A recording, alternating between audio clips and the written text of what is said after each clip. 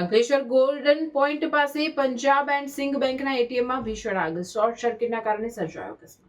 ઔદ્યોગિક નગરી અંકલેશ્વરના વ્યસ્ત ગણાતા ગોલ્ડન પોઈન્ટ ચોકડી વિસ્તારમાં આવેલ પંજાબ એન્ડ સિંધ બેંકના એટીએમ સેન્ટરમાં અચાનક આગ ફાટી નીકળતા અફરાતફરીનો માહોલ સર્જાયો હતો. પ્રાથમિક તપાસમાં એર કન્ડિશનરમાં થયેલ શોર્ટ સર્કિટના કારણે આ દુર્ઘટના ઘટી હોવાનું સામે આવ્યું છે. સદનસીબે આ ઘટનામાં કોઈ જાનહાનિ થઈ નથી. મળતી માહિતી મુજબ અંકલેશ્વરના ગોલ્ડન પોઈન્ટ ચોકડી પાસે પંજાબ એન્ડ સિંધ બેંકનું એટીએમ આવેલું છે.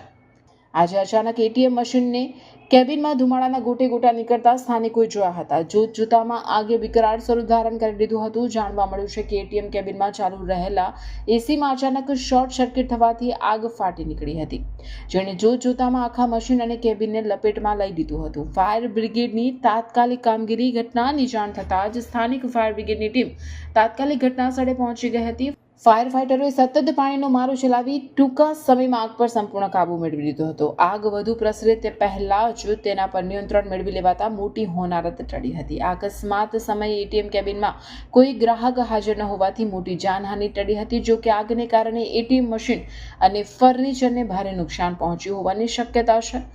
બેંક સત્તાધીશો દ્વારા નુકસાનનો અંદાજ મેળવવાની તજવીજ હાથ ધરવામાં આવી છે. રિપોર્ટર રવિ સૈયદ, અંકલેશ્વર.